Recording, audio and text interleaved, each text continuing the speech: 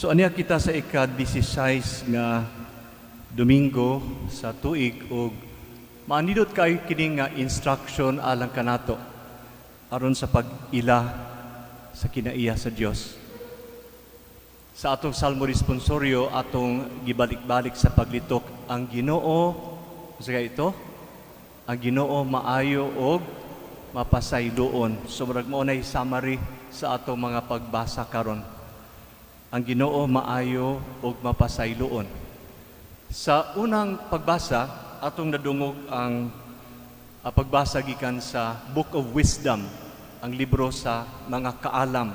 Kining Book of Wisdom, libro ni nga nasulat sometime middle of 1st century BC. So wala pa matawang atong Ginoong Hesukristo, mao ni ang kaalam nga naggiya sa katawhan sa Dios. O kining Book of Wisdom adunay duha ni ka direksyon. Naghatag ni kaalam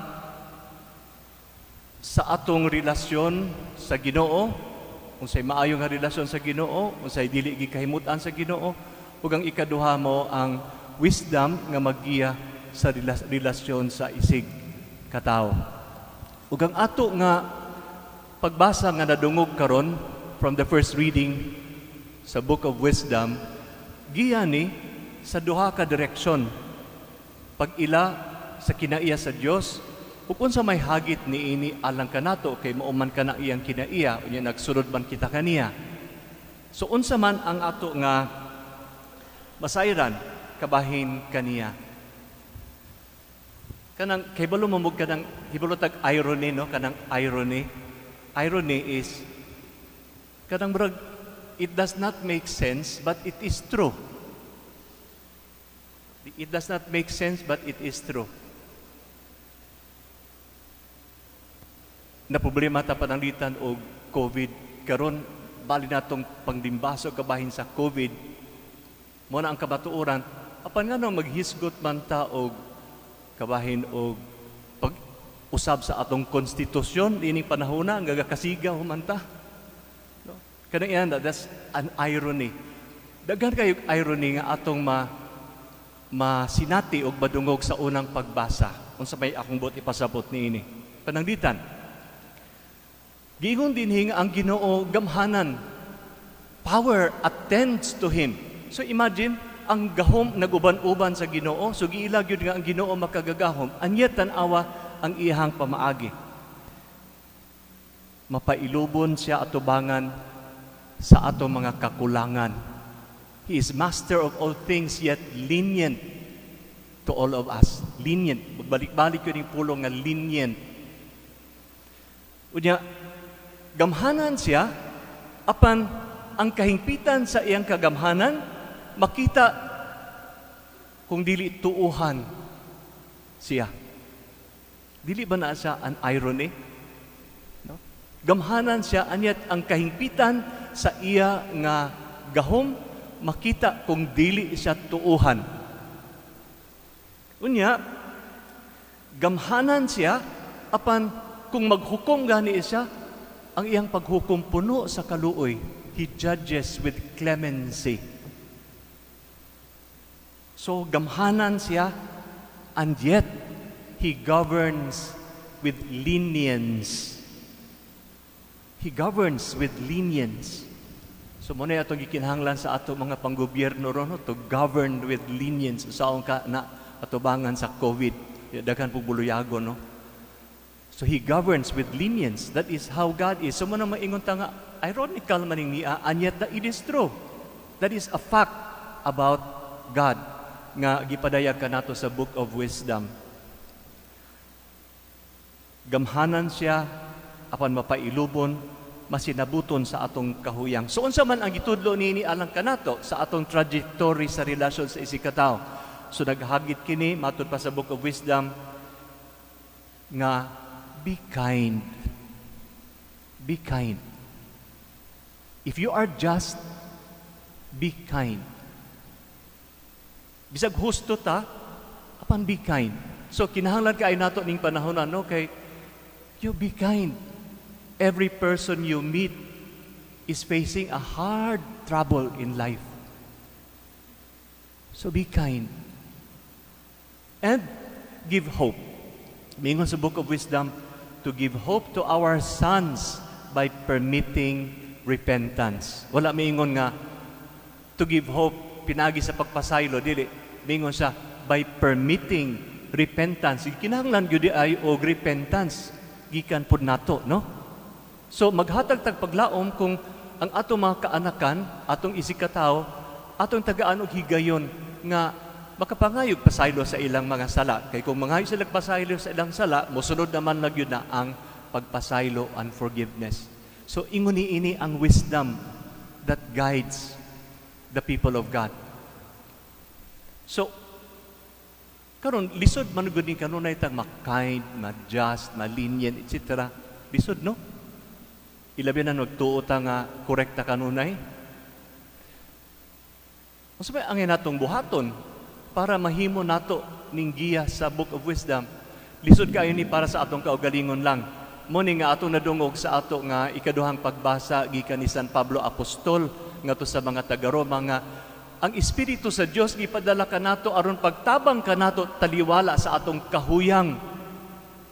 Huyang gyud ta ang Ginoo kay balog nga huyang ta o kay balog puta nga huyang ta.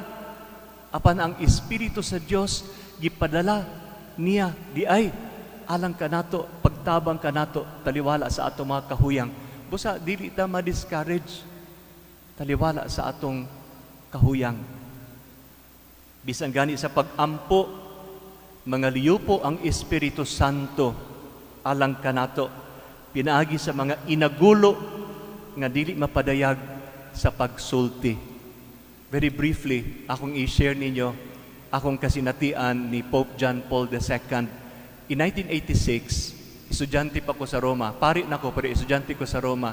We had the privilege nga maka-attend og misa uban niya sa gamay ra nga kapilya. Unya pagsulod namo, tingala ka nga naay murag nang lipaghong gani murag mag-inagulo. Kinsa man ini ang mag-agulo niya narabay Santo Papa Galuhod. Siya di ay ito. Wa ko kasabot unsa tong nahitabo nga muna sa gaagulo. Apan later on sabot na ko nga mo din ay mga santos, mga mystics, mga inagulo, pag-ampo di ay nga dili na malitok sa ordinaryo nga mga pulong. So mo na trabaho sa Espiritu Santo, dili ta makasulti sa ordinaryo nga pulong, ayaw kabalaka kay manggawas raw niya ang mga inagulo. Bantay lag asa mo mag-agulo. Inagulo. Kay ang Espiritu Santo gitabangan kita. So unsa man ang laraw sa Dios taliwala nining tanan. Muni atong makita sa atong ebanghelyo karon. Nindot kay atong ebanghelyo kumon kaayo kani adunay tulo ka mga pasumbingay apan ako lamang tutukan ang usa, no? Kay daghan naman kaayo. Rich kaayo bisan gani kining usa lang nga central nga pasumbingay. Gipanaad magyud to nga ang Mesiyas, ang umaabot nga Mesiyas magsulti sa mga pasumbingay. Nganong pasumbingay man tungod kay usahay magud ka ng ordinaryo nga sulti pareha ani, ibaliwala na lang sa mga tao. Apan kung magbilin ka og mga talinghaga, kabantay mo og kanang sa even sa TV magamit sila mga proverbs, mo end ang ilahang newscast og mga proverbs. Tungod kay bisan og wala na ta dinha, adunay magpabilin din na kanato nga makahuna-huna pata. So motoy gipanag na nga ang Mesiyas, ang ipadala sa Dios nga Mesiyas magsulti pinaagi sa mga pasumbingay. So ato na dung karon rich kaayog mga pasumbingay ang ebanghelyo ni San Mateo. Apat atong tutukan kining usa kay duol naman ang time. Kining atong nadungog the central parable mao ang kabahin sa pasumbingay sa mag-uumang nga nagsabod og maayong liso apan daghan nga mga sagbot nga nang gawas. So the parable of the weeds and the wheat. Mga sagbot og mga trigo, mga sagbot og mga maayong mga tanom, nagtubo og dungan.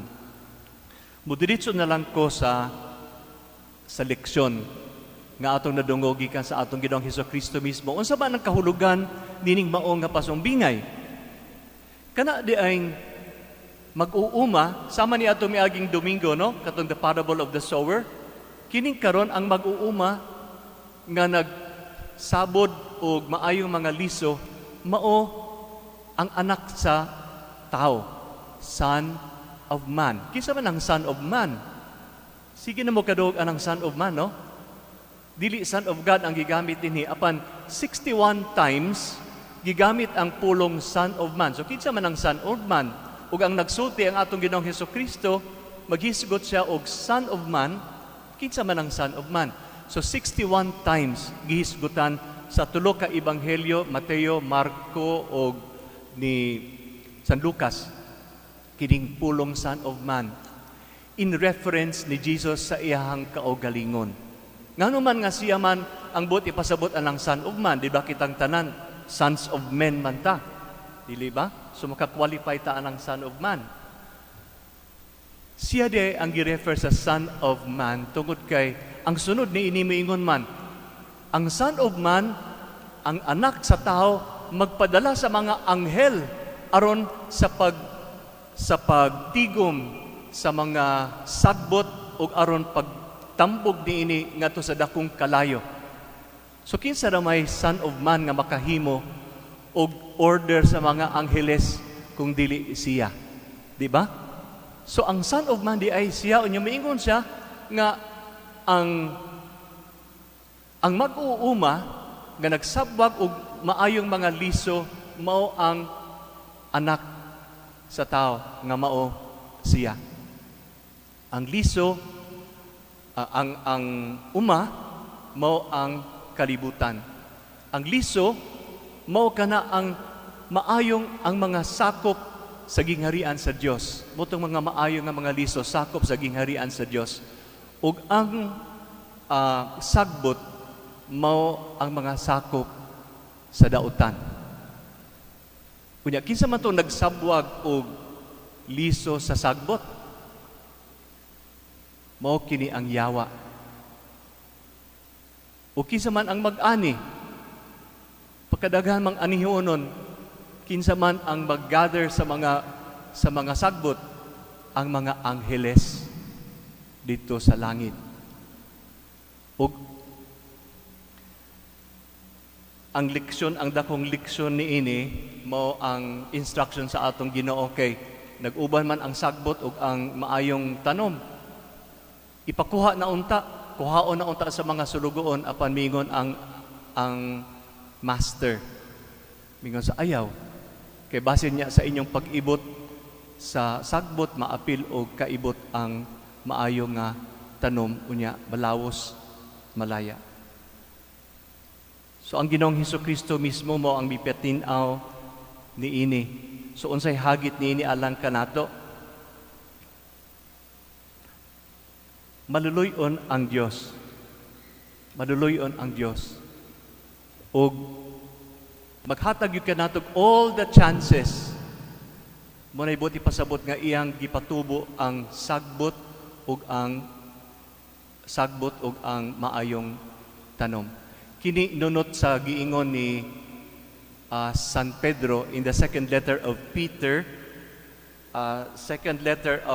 chapter 3. Second letter of Peter chapter 3 verse 15. Mingon magod si San Pedro nga the patience of God is directed towards our salvation.